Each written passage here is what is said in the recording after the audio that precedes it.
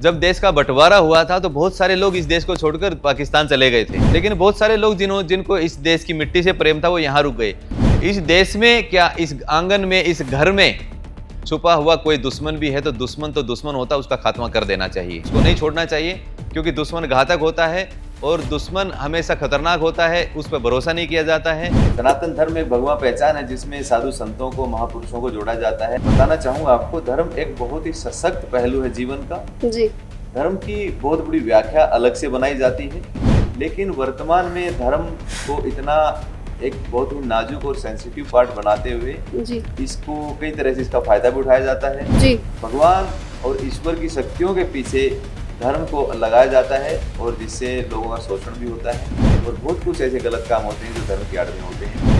नमस्कार, मैं नेहा और आप देख रहे हैं न्यू इंडिया न्यूज़ नेटवर्क। आज के पॉडकास्ट के हमारे स्पेशल गेस्ट हैं धनेश्वर गिरी जी महाराज, जिनका पूरा नाम है श्री श्री 1008 धनेश्वर गिरी जी महाराज। सर, आपका बहुत स्वागत है हमारे स्टूडियो में।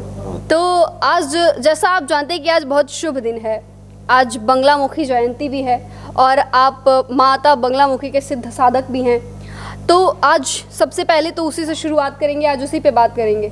सर, सबसे पहले हमें बताइए कि बंगलामुखी माता का इस पूरे सृष्टि में क्या महत्व है? भाई जी जी। 10 महाविद्याओं में बगलामुखी माता का 8वां स्थान आता है और महाविद्याएं इस संसार का बहुत बड़ा एक संचालन करती हैं जी। सनातन धर्म में जो हमारी देवियां हैं, जिस तरह सती माता सती के 52 शक्तिपीठ उनके शरीर के अंगों से बनाए गए थे जी। लेकिन उन्हीं के एक स्वरूप से जो 10 महाशक्तियां प्रकट हुई थी, उनमें से 10 महाविद्याएं और 10 महाविद्याओं की 8वीं जो महाविद्या है वो माता बगलामुखी पीताम्बरा को माना जाता है जी। इन्हीं को ब्रह्मास्त्र की संरक्षण की देवी भी माना जाता है जी। आज 5 मई 2025 है और बहुत खुशी का दिन है। आज माता का जयंती है और मैं पूरे देश के जितने भी सनातनी भाई बहनों को, माता के भक्तों को बहुत बहुत साधुवाद कहना चाहूँगा कि माता की सब पे कृपा बने और सबके जीवन से कष्ट, क्लेश, दुख, परेशानियाँ निकले और सब आनंद से जिए। इसी सवाल में एक और सवाल रहेगा कि माता बंगलामुखी के भोग में क्या चढ़ता है, माता बंगलामुखी को क्या पसंद है, और इसके साथ ही ये भी कि उनकी शक्तियों का बहुत चर्चा है। सर, ऐसा मतलब अगर कोई साधक उनकी शक्तियों का साधना करता है तो क्या कुछ बेनिफिट मिलता है? जी, बताना चाहेंगे।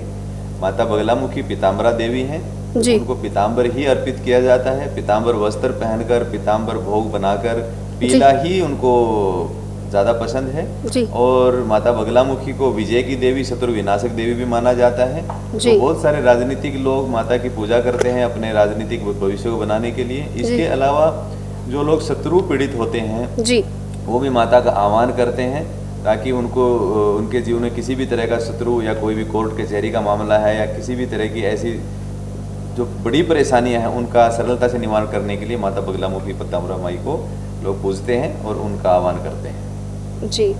तो जैसा आपने सुना कि माता बंगलामुखी के जो साधक होते हैं और जो भी पूजा करता है उनको शत्रु विनाशक माता भी कहा जाता है। तो कभी भी कोर्ट कचहरी, थाना, इन सब चीज़ों से हमेशा उनको मुक्ति मिलती है अगर माता बंगलामुखी के साधक होते हैं। सर, सबसे पहले तो थोड़ा सा अपने जीवन के ऊपर भी बात करेंगे आपके कि सबसे पहले आप साधना करने से पहले क्या कर रहे थे? अचानक से आपको कैसे लगा कि मुझे एकदम अलग ही दिशा में जाना चाहिए? हाँ, अचानक कुछ भी नहीं होता है। बहुत लंबे समय से कोई विषय चलता आ रहा होता है और विषय की जब गंभीरता हो जाती है तो फिर निर्णय लिए जाते हैं और निर्णय लेने के लिए जीवन के महत्वपूर्ण पहलुओं को आगे रखा जाता है।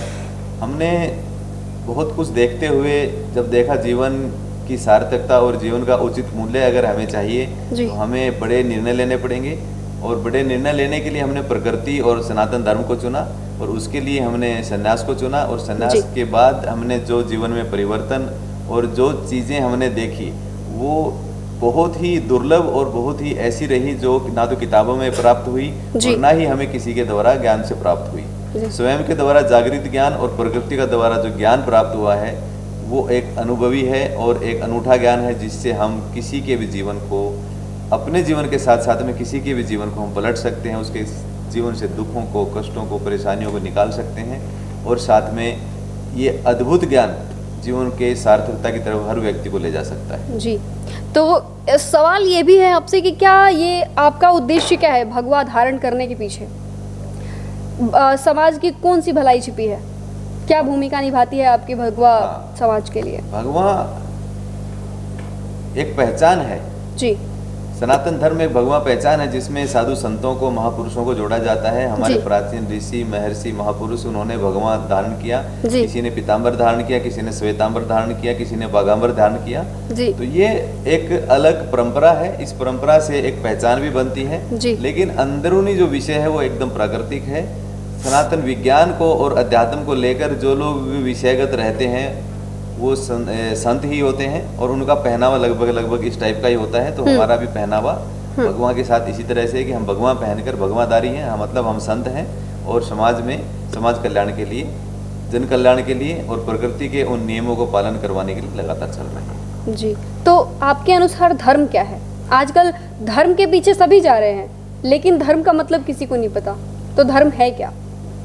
असल में बताना चाहूँगा आपको, धर्म एक बहुत ही सशक्त पहलू है जीवन का। जी, धर्म की बहुत बड़ी व्याख्या अलग से बनाई जाती है। धर्म की एक सौम्यता है, जी। धर्म की एक अपनी अलग पहचान है, धर्म जीने का भी आधार है। जी, और धर्म को साक्षी मानकर बहुत सारे निर्णय भी लिए जाते हैं। और धर्म एक ऐसी व्यवस्था भी है जिससे जीवन का संचालन भी किया जाता है। बहुत सुंदर व्यवस्था की जा सकती है। लेकिन वर्तमान में धर्म को इतना एक बहुत ही नाजुक और सेंसिटिव पार्ट बनाते हुए जी, इसको कई तरह से इसका फायदा भी उठाया जाता है। जी, भगवान और ईश्वर की शक्तियों के पीछे धर्म को लगाया जाता है और जिससे लोगों का शोषण भी होता है और बहुत कुछ ऐसे गलत काम होते हैं जो धर्म की आड़ में होते हैं। तो जी। वो धर्म नहीं है, वो स्वार्थ है। और ये व्यक्तिगत निर्णय लेकर आदमी अपने अपने हिसाब से धर्म की व्याख्या करते हैं। लेकिन असल में धर्म बहुत बड़ा एक आधार है जिंदगी जीने का और बहुत बड़ी व्यवस्था है जिससे बड़े बड़े देशों के व्यवस्थाओं को संचालन किया जा सकता है और बहुत बड़ी बड़ी समस्याएं धर्म व्यवस्था से समाधान की जा सकती है। तो आप ये कहना चाहते हैं कि जो भगवा धारण करते हैं वो व्यापार कर रहे हैं आजकल? सबका अपना व्यक्तिगत स्वभाव होता है। धर्म का कोई प्रमाण नहीं होता है। धर्म एक व्यक्तिगत एक विशेष निर्णय होता है। कोई अपने हिसाब से धर्म को मानता है, कोई मंदिर जाता है, कोई पूजा पाठ करता है, कोई साधना करता है, कोई अलग अलग तरह से इसको मानता है। तो सबका व्यक्तिगत निर्णय होता है। लेकिन धर्म अगर इसको प्राकृतिक रूप से देखा जाए, सामाजिक रूप से देखा जाए, तो ये एक व्यवस्था है जो समाज के अंदर में एक बड़े निर्णय और एक बड़े बैलेंस को, एक व्यवस्था को कायम करती है। जी, तो धर्म व्यवस्था क्या है वास्तव में? धर्म व्यवस्था हर उस व्यक्ति के जरूरतों, उसके भावों को जी, व्यवस्थित करने का कार्य करती है। क्योंकि हर आदमी कहीं न कहीं अपनी कार्य प्रणाली में से धर्म के साथ जुड़ने के लिए कहीं न कहीं दान पुण्य भी करता है। जी, और दान पुण्य का मतलब होता है कि वो भगवान के नाम पर, ईश्वर के नाम पर, धर्म के नाम पर कहीं न कहीं अपनी हिस्सेदारी देता है। वो हिस्सेदारी समाज में जाती है और समाज में उस हिस्सेदारी का अगर सही तरीके से उपयोग किया जाए तो बहुत बड़े समाज में परिवर्तन भी लाए जा सकते हैं, जिसमें शिक्षा, रक्षा, स्वास्थ्य और विकास के बहुत बड़े बड़े कार्य धर्म की व्यवस्था के द्वारा दिए गए दान से किए जा सकते हैं।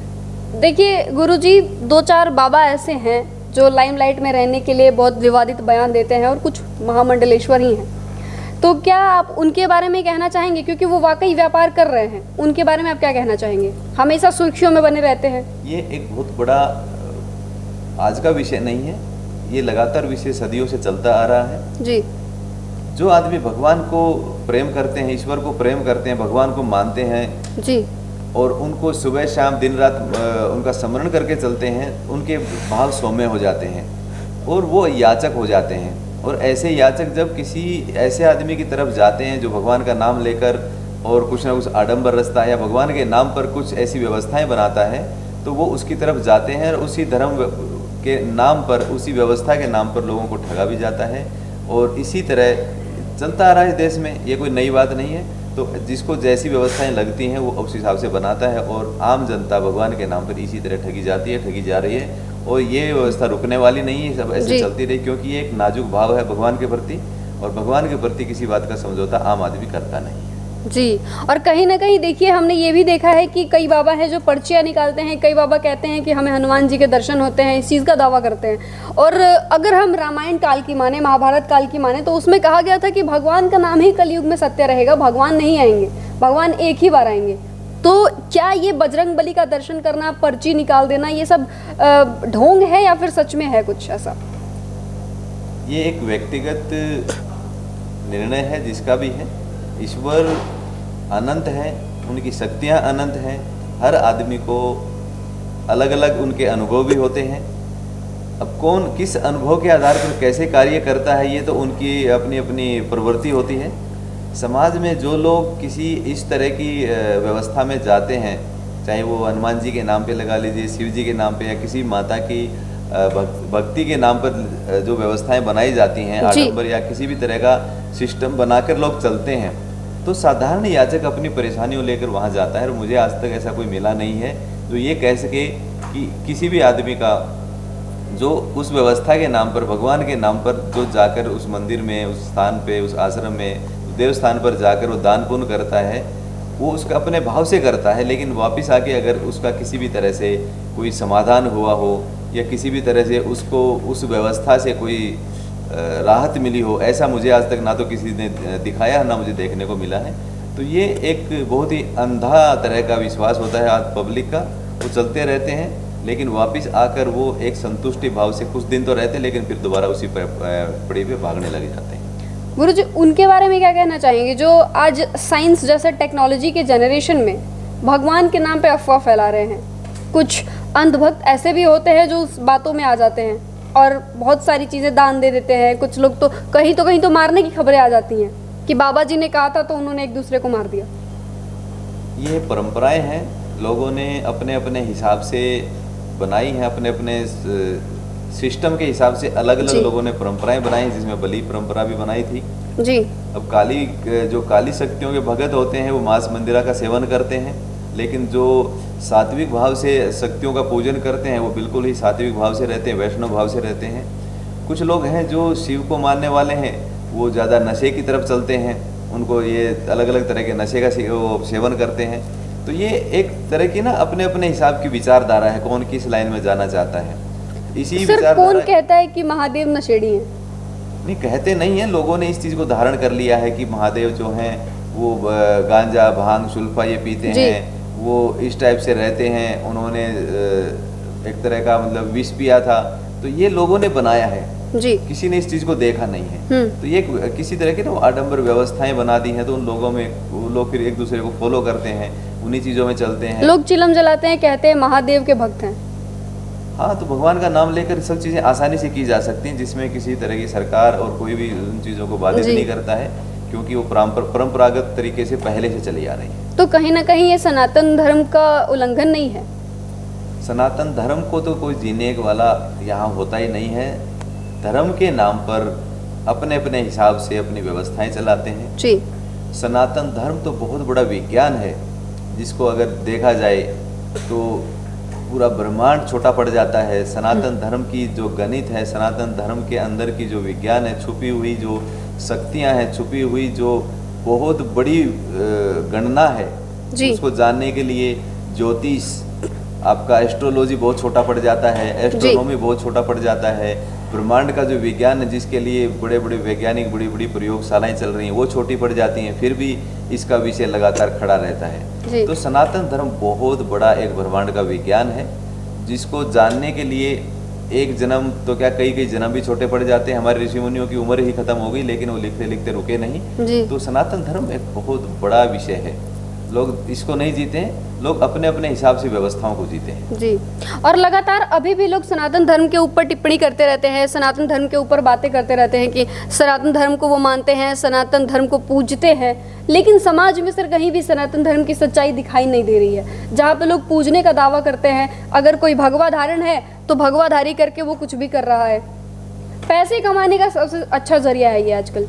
देखिए, आप क्या कहना चाहेंगे इस पे? व्यवस्था चलाने के लिए धन का होना एक बहुत ज़रूरी विकल्प होता है। अगर किसी के पास धन नहीं है, उसके पास व्यवस्थाएं नहीं बन पाएंगी, ये एक आधार बन जाता है, ज़रूरत बन जाती है। लेकिन अगर इसी को प्रथम दृष्टया माना जाए तो ये बहुत गलत हो जाता है जी। क्योंकि धर्म को जीने के लिए धर्म को जीना सिखाया जाता है, लेकिन यहाँ लोग धर्म का धंधा करके धर्म को कमाते हैं, लोगों से पैसा मांगते हैं, पैसा इकट्ठा करते हैं, उस पैसे से अपनी व्यवस्थाएं चलाते हैं। लेकिन उसी पब्लिक में से अगर कोई व्यक्ति उनके पास ज़रूरत के लिए चला जाता है तो उसको कुछ भी नहीं मिलता है। तो ये धर्म नहीं है, ये व्यवस्थाएं हैं, धर्म के नाम पर व्यवस्थाएं हैं, धर्म के को जीने का कोई इसमें पहलू नहीं बनता है। भगवान के नाम पर, अलग अलग भगवानों के नाम पर जिस तरह की व्यवस्थाएं चलाई जाती हैं वो सिर्फ व्यवस्था है, उनका धर्म से किसी तरह का मुझे नहीं लगता कोई लेना देना होता है। जी, तो अभी तक आपने सुना कि हमने सनातन धर्म पे बात की और सनातन मुद्दे पे बात की। जिस तरीके से इस वक्त भगवा पहन के लोग व्यापार करने की कोशिश कर रहे हैं, हमने इस पे भी बेबाकी से बात की और गुरुजी ने बेबाकी से जवाब भी दिया कि ये उनका व्यक्तिगत मामला है। हालांकि ये व्यक्तिगत मामला तो नहीं है, क्योंकि इससे हमारा देश, राज्य, हर समाज भी कहीं ना कहीं प्रभावित है। हालांकि हम दूसरे मुद्दे पे आएंगे। गुरुजी, आपको वो पहलगाम हमला तो पता ही होगा अभी? हाँ बिल्कुल, जानकारी मिली थी हमें जी। 26 पर्यटक मारे गए थे, जिसमें 2 विदेशी नागरिक भी शामिल थे। अब उसके बारे में आप क्या कहना चाहेंगे? क्योंकि पहलगाम हमले के बाद लगातार देश की सिक्योरिटी पे हर कोई सवाल उठा रहा है, चाहे विपक्ष ले लीजिए, चाहे सोशल मीडिया इन्फ्लुएंसर ले लीजिए। क्या इस वक्त सही है सवाल उठाना? देश की सिक्योरिटी पर सवाल उठाना कहीं ना कहीं आम आदमी को ये लगता है कि कुछ ना कुछ तो चूक ऐसी हुई थी जिसके कारण ये सब हुआ। क्योंकि जो साधारण व्यक्ति, आम आदमी जब कहीं पर भी घूमने जाता है, देव स्थानों पर जाता है, पर्यटक स्थानों पर जाता है, तो निश्चिंत होकर जाता है और उसका बहुत बड़ा भरोसा होता है कि हमारे देश की जो आंतरिक सुरक्षा व्यवस्था है बहुत ही स्ट्रॉन्ग है, बहुत ही ठोस है, इसलिए वो बिल्कुल ही निडर होकर वहाँ सब जाते हैं। लेकिन पहलगाम में जो हमला हुआ उसमें धर्म को भी टारगेट किया गया, उसमें जातिगत भी टारगेट किया गया और उन लोगों को टारगेट किया गया जिनकी ज़िंदगियां शुरू ही होने वाली थी। और ऐसे निहत्थे और बिल्कुल ही आम नागरिकों को इस तरह से टारगेट करना ये काफ़ी बहुत ही दुखदायी था।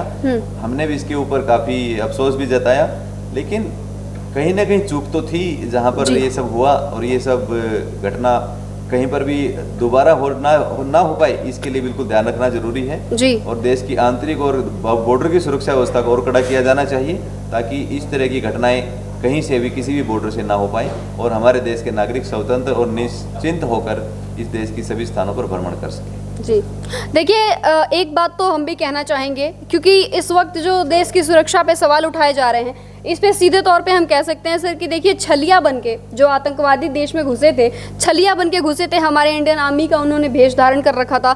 तो मुझे लगता है कि अगर विपक्ष हमारे रामायण के ज़माने में होती और सीता जी उठा ली गई थी, जिस तरह रावण भी साधु का वेश धारण करके सीता जी को उठाया था, तो विपक्ष होता तो कहता है इसमें भी बीजेपी ही है हाथ में, केंद्र सरकार का ही हाथ है। तो कहीं ना कहीं विपक्ष को बस एक मुद्दा चाहिए हुआ बनाने का कि देश की सिक्योरिटी पे सवाल उठाते हैं। हालांकि इस वक्त सर वो कह रहे हैं कि शांति वार्ता बनाए रखनी चाहिए, तो क्या देश में शांति वार्ता बनाए रखनी चाहिए? शांति वार्ता का एक ऐसा गंभीर विषय है, क्योंकि हम बाहरी लोगों को तो नज़र देख सकते हैं, लेकिन देश के अंदर जो बहुत सारे ऐसे लोग छुपे हुए हैं, देश की जो आंतरिक सुरक्षा है उस पर भी तो बहुत बड़ा प्रश्न चिन्ह उठा हुआ है। क्योंकि बहुत सारे ऐसे रोजाना ऐसे कुछ हमले हो रहे हैं, बहुत सारा ऐसे आपराधिक घटनाएं हो रही हैं, बहुत कुछ देश के अंदर में भी हो रहा है जिस पर नज़र रखना बहुत ज़रूरी है। आंतरिक और बाहरी दोनों सुरक्षाओं का सवाल उठता है, इस पर नज़र रखनी चाहिए और इनको और सशक्त करना चाहिए और ऐसे नियम बनाने चाहिए कि कोई भी अपराधी अपराध करने से पहले 10 बार सोचे। देश में शांति व्यवस्था बनाए रखनी चाहिए। आप उनके परिवारों के बारे में क्या कहना चाहेंगे जो जाति धर्म कलमा पढ़वा के मारा गया, इनफैक्ट बड़े बेशर्मी के साथ कपड़े भी उतरवाए गए, उसके बाद मारा गया, तो ये टारगेटेड हमला था।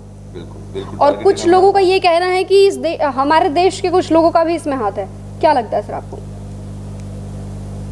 इसमें हम यही कह सकते हैं कि वहाँ के स्थानीय लोगों को इन चीज़ों के बारे में ज़्यादा स्ट्रिक्ट जानकारी रखनी चाहिए थी कि किसी भी तरह का कोई बाहरी व्यक्ति जो संदेह वाला कोई व्यक्ति ऐसा आता है उस पर नज़र रखनी चाहिए थी और सरकार की सुरक्षा एजेंसियों को आगाह करना चाहिए था जी। अगर ऐसा होता तो ये सब बिल्कुल घटना नहीं होती, लेकिन ऐसा वहाँ के लोगों ने नहीं किया, तो कहीं ना कहीं स्थानीय लोगों का भी इसमें हाथ हो सकता है। इस बात को हम संदेह से देख सकते हैं। लेकिन जो लोग वहाँ पर बिल्कुल निश्चिंत होकर पहुँचे थे, जिन लोगों के साथ ये घटना है, उनके परिवारों को हम बहुत सांत्वना के साथ में श्रद्धांजलि उन लोगों को देना चाहेंगे जो लोग बिल्कुल ही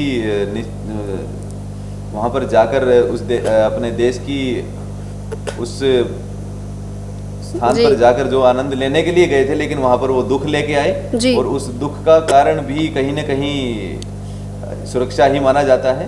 तो आगे ऐसा कुछ भी ना हो, इस बात के लिए सरकार की एजेंसियों को पूरी तरह ध्यान रखना चाहिए, लेकिन स्थानीय लोगों को भी संदेहात्मक दृष्टि से देखना जी। चाहिए, ताकि दोबारा से ये सब ना हो। जी, तो अभी हम मुद्दे से थोड़ा हटेंगे, क्योंकि स्टेप बाय स्टेप हम जानने की कोशिश कर रहे हैं गुरुजी के जहन में क्या चल रहा है इस वक्त, और ये जो योजनाएं लेके चल रहे हैं उन योजनाओं के बारे में मेन बात करनी है, जो कि आपके लिए भी फ़ायदेमंद है। गुरुजी, आपका एक सिद्ध महाबलियों का अखाड़ा है जिसके आप प्रमुख हैं, महामंडलेश्वर हैं आप एक योजना लेके चल रहे हैं, संगठित परिवार अखाड़ा परिवार खुशियाँ अपार। सबसे पहले तो इस स्लोगन का मतलब बताइए लोगों को। संगठित परिवार खुशियां अपार हमारा सिद्ध महाबली अखाड़ा का एक टैगलाइन है जी। संगठित परिवार का मतलब होता है कि परिवार सभी संगठित होकर किसी भी निर्णय को लेंगे तो खुशियां ही खुशियां आनी होती हैं। बहुत सारे ऐसे डिसीजन होते हैं, जैसे कन्या का विवाह है या सामाजिक कोई भी कार्यक्रम है, धार्मिक कार्यक्रम है, अगर संगठित होकर किया जाए तो वो आसानी से और बहुत भव्यता से हो जाता है जी। इसी तरह हमने देश में सिद्ध महाबली अखाड़ा के माध्यम से संगठित परिवार खुशियां अपार की एक मुहिम चलाई, जिसमें कुछ योजनाएं हमने लोगों के हाथों में दी, और वो योजनाएं आज बहुत बड़े लेवल पे फलीभूत हो रही हैं जी। जिसमें सबसे बड़ा जो पहलू था हमारा कन्या विवाह का।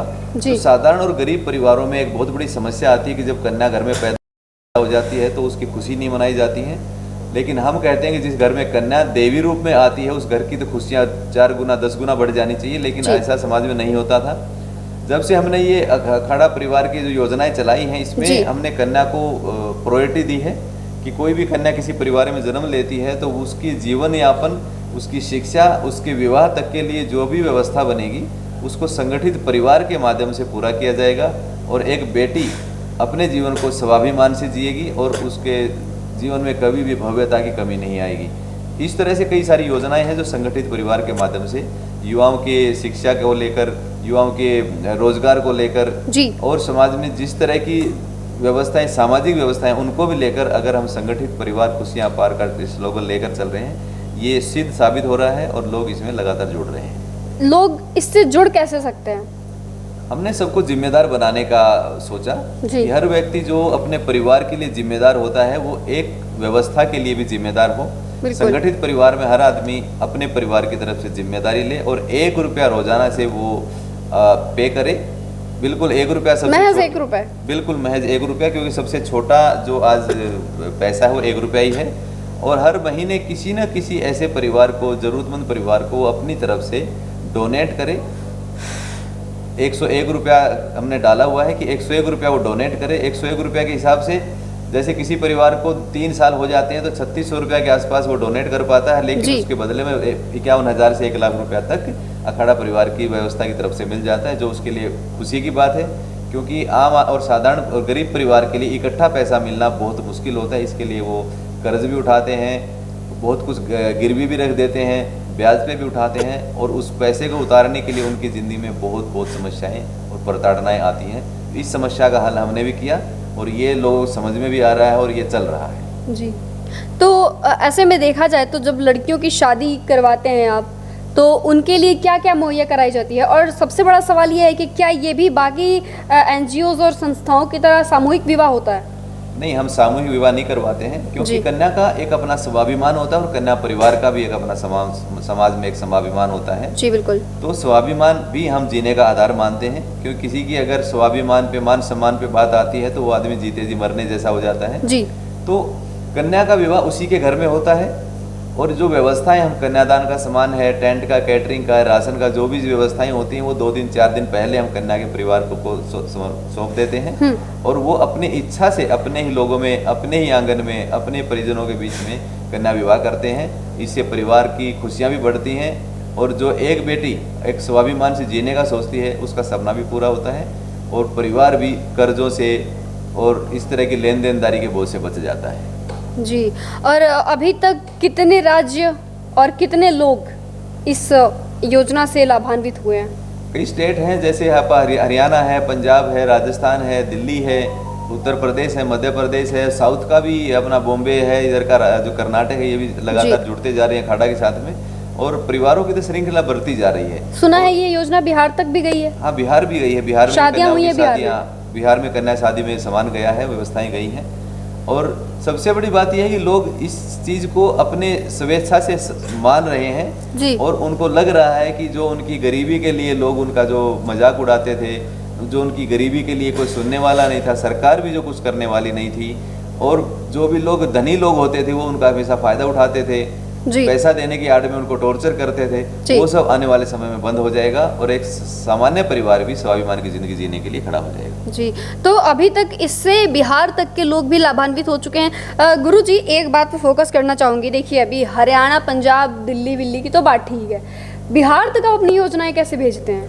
कुछ लोग दिल्ली से जुड़े हुए हैं, उन्होंने जब योजनाओं को सुना तो उन्होंने बिहार के अपने परिवारों को जोड़ा, और हमने भी अपना वादा निभाते हुए बिहार में कन्या की शादी के लिए पूरी व्यवस्थाएं यहाँ से भेजी। जी जी। आप ये जो कन्यादान का सामान है कैसे भेजते हैं? जैसे पोर्टर से भेजते हैं या फिर ऐसे कोरियर या फिर पैसा दे देते हैं? नज़दीकी में होता है तो हम गाड़ी से भेजते हैं, जिसका किराया भी हम स्वयं ही देते हैं, और अगर बाहर जाना होता है तो उसकी व्यवस्थाएं ट्रांसपोर्टेशन के जरिए करते हैं, और समय से पहुंचे इसलिए उनको समय पे व्यवस्थित करके परिवार को देते हैं। और जो परिवारों में जो खुशियों का माहौल होता है वो देखने लायक होता है जी। और उस समय हमें लगता है कि हम एक सच्चे धर्म के रास्ते पर चल रहे हैं और एक हम सही कार्य कर रहे हैं। जी, देखिए, कहीं ना कहीं एक सवाल और भी आ रहा है मेरे जहन में कि जब आप मतलब लोगों की एकदम मतलब बैकबोन आपने पकड़ रखा है, लड़कियों के आर्थिक स्थिति पे आप उनके काम कर रहे हैं, अचानक से आपके दिमाग में ये कैसे आया कि मुझे इस वे में जाना चाहिए? असल में हमने पूरे देश में कम से कम 15 साल तक भ्रमण किया संन्यास के बाद में। जी। हम बहुत कुछ इस देश में उस स्थिति को ढूंढते रहे, देखते रहे कि देश कहाँ पर हमारा कमजोर है। तो हमने उन गरीब लोगों को देखा, उन मध्यम लोगों को देखा, उन साधारण लोगों को देखा किस तरह पैसे की तंगी में जीते हैं, और वो गरीब परिवार जिनके घरों में बच्चे होते हैं, कन्याएं होती हैं, पैसे की कमी के कारण किस तरह लोग उनका फ़ायदा उठाते हैं, किस तरह एक हंसते खेलते परिवार की खुशियाँ बर्बाद हो जाती हैं, किस तरह एक कम पैसे से जीने वाला व्यक्ति अपनी खुशियों को मार देता है। एक बहन, एक बेटी जो बहुत कुछ इस देश को देना चाहती है, वो भी अपने सपनों को मारकर जीवन के साथ समझौता कर लेती है। ये सब मैंने देखा। उसके बाद हमने देखा कि परिवार अगर चाहता है, कुछ करना चाहता है, और अगर पैसा ही उसके लिए एक मुद्दा बना हुआ है तो पैसे की ही व्यवस्था की जाए। इसके लिए हमने पैसे को ही टारगेट करते हुए और बहुत ही जद्दोजहद, बहुत ज़्यादा परिश्रम और बहुत ज़्यादा ट्रायल के बाद में जब हमने इस डिसीजन को लिया कि लोगों को साथ जोड़ के लोगों के ही हाथों से इस व्यवस्था को चलाया जाए और हर आदमी को आर्थिक रूप से मजबूत किया जाए। कितना मुश्किल था लोगों को आपके साथ जोड़ना और ये प्लान समझाना, क्योंकि आजकल लोग धर्म के काम करते कहाँ हैं? सबसे बड़ा चैलेंज बिना मतलब के। बिल्कुल बिल्कुल, सबसे बड़ा चैलेंज तो ये आया कि आज के समय में बहुत सारी संस्थाओं ने जी हर आदमी को ऐसा कोई व्यक्ति नहीं जो टॉर्चर का शिकार ना हुआ हो जी। योजनाओं की इस तरह की जो भी स्कीम आती हैं, जिस तरह की योजनाएं आती हैं, इन सब की आड़ में बहुत लोगों ने अपना पैसा भी वेस्ट किया है, लोग ठगे गए हैं, लोगों के साथ चीटिंग हुआ है। उस सब के बीच में जब हमने इन योजनाओं को उतारा तो हमने भी काफी चुनौतियों का सामना करना पड़ा, लेकिन लोगों को जब हमने विश्वास दिलाया और विश्वास को हमने पूरी तरह से साबित किया, उनको प्रैक्टिकल दिया, जब लोगों को लगा कि हाँ वाकई में जो अखाड़ा परिवार और जो हम बोल रहे हैं वो बिल्कुल अटल सत्य है जी। इस बात का विश्वास पब्लिक में बढ़ा और तब जाकर हमें अखाड़ा परिवार की व्यवस्थाओं को और आसानी से करने का मौका मिला जी। तो देखिए, आपका एक बीच वीडियो बहुत वायरल हुआ था 2024 की शुरुआत में। मैंने सुना था एक इंटरव्यू में आपने कहा था कि बाबाओं का काम माला जपना नहीं होता है जी। तो होता क्या है एक्चुअली? देखिए, माला जपना भी एक व्यक्तिगत निर्णय है जी, कि हम ईश्वर के प्रति जाना चाहते हैं, हम समाज के प्रति जाना चाहते हैं, या हम अपने जीवन की सार्थकता को देखना चाहते हैं जी। जीवन का मूल्य और जीवन की सार्थकता तभी बनती है जब हम अपने जीवन को सफल मानने के लिए ऐसे प्रयास करें कि ये जीवन दूसरों के लिए समर्पित होते हुए कुछ जन कल्याणकारी कार्य करें, कुछ हितकारी कार्य करें, ताकि हम अपने जीवन के अंतिम समय में खुद से संतुष्ट हो सकें जी। ये होता है सामाजिक निर्णय। और व्यक्तिगत निर्णय होता है कि व्यक्तिगत निर्णय में कहीं ना कहीं स्वार्थ छुपा होता है कि हम सिद्धियां हासिल करें ताकि हम पब्लिक में जाकर उन सिद्धियों से अपना निर्वहन कर सकें, या सिद्धियां हासिल करके अपने जीवन को मोक्ष प्राप्त कर सकें। कहीं ना कहीं ये चीज़ें समाज से जुड़ती ही हैं आकर, और अगर समाज से जुड़ती हैं तो कहीं ना कहीं स्वार्थ से भी जुड़ती हैं। जी। एक और बहुत ख़ास चीज़ है आपके पास जो हर बाबा के पास नहीं होती, ये तलवार लेके आप चलते हैं। काफ़ी लोग खौफ में रहते हैं इस वजह से। नहीं, ये हमारा श्रृंगार है जी। और श्रृंगार हर किसी का अलग अलग तरीके से होता है, तो किसी के श्रृंगार से किसी को खौफनाक नहीं होना चाहिए।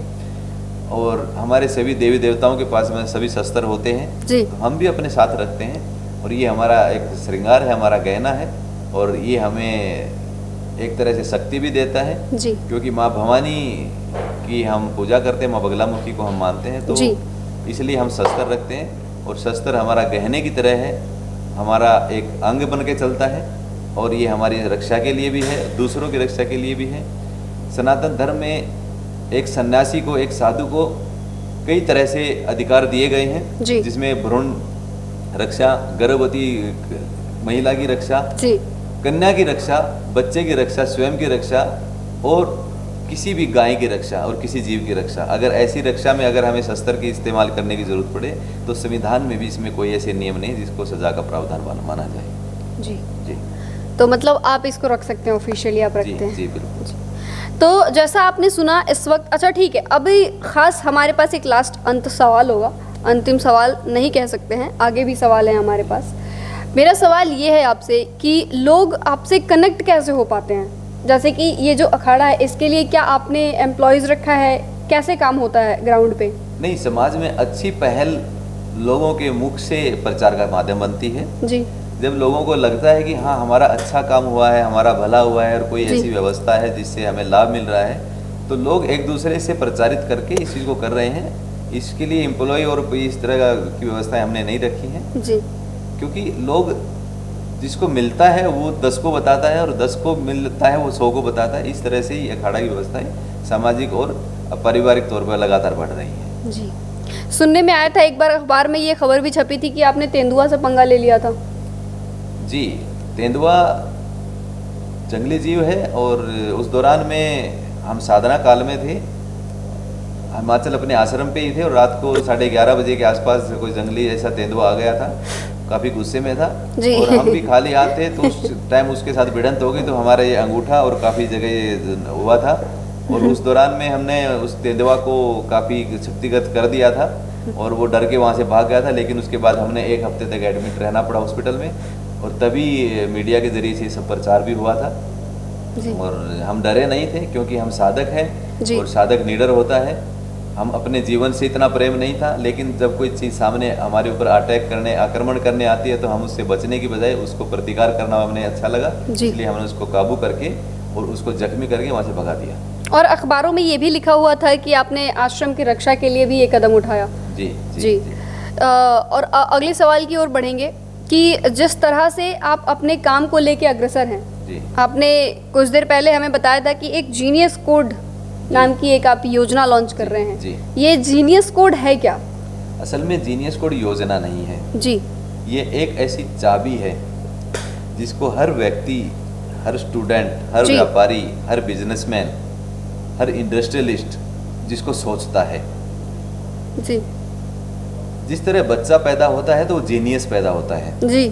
लेकिन उसका जीनियस धीरे धीरे आकर ऐसा उलझ जाता है कि वो स्कूली शिक्षा, उसके बाद सामाजिक व्यवस्थाएं, उसके बाद पारिवारिक व्यवस्थाएं, उसके बाद जिम्मेदारियां, उसके बाद ज़रूरतों का जो अपना आवागमन होता है उसमें, और जितना पोटेंशियल वो लेकर चलना चाहता है, कहीं ना कहीं वो रुक जाता है और उन्हीं व्यवस्थाओं में फंस जाता है। इन तमाम माया जालों में फंस जाता है। जी बिल्कुल कह सकते हैं।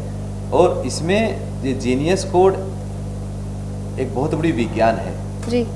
एक जीवन को उस लेवल पर ले जाने की एक चाबी है। मतलब कि आप अपनी इच्छाओं से, अपने सामर्थ्य से कुछ बड़ा करना चाहते हैं, चाहे आप मान लीजिए बहुत सारा पैसा कमाना चाहते हैं, बहुत बड़े पद को जिम्मेदारी लेना चाहते हैं, या उस हाइट पे जाना चाहते हैं, आप अबेंडेंस जीना चाहते हैं, आप फाइनेंशियली फ्रीडम में जीना चाहते हैं, आप ज़िंदगी को एकदम स्वतंत्र जीना चाहते हैं, तो उसकी ये चाबी है जीनियस कोड। इसमें बहुत बड़ी एक तरह की काउंटिंग चलती है, और काउंटिंग हर आदमी के लाइफ सर्कल के हिसाब से चलती है।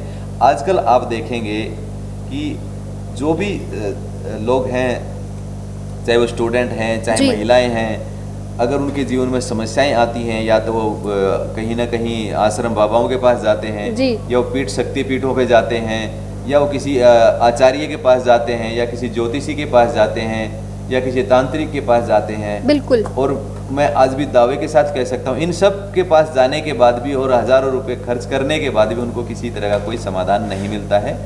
जी। जीनियस कोड उन्हीं समस्याओं और समाधान के बीच की एक ऐसी चाबी है कि एक ही बार में अगर कोई जीनियस कोड को फॉलो करता है, जीनियस कोड को अगर अपने लाइफ में उतारता है, उसकी टर्म कंडीशंस को लेता है, तो उसके जीवन में ऐसे चमत्कारिक बदलाव होते हैं कि उसको अंदाज़ा भी नहीं है कब उसका जीवन कहाँ से कहाँ पहुँच जाता है और जो भी उसको चाहिए वो उसको मिल जाता है।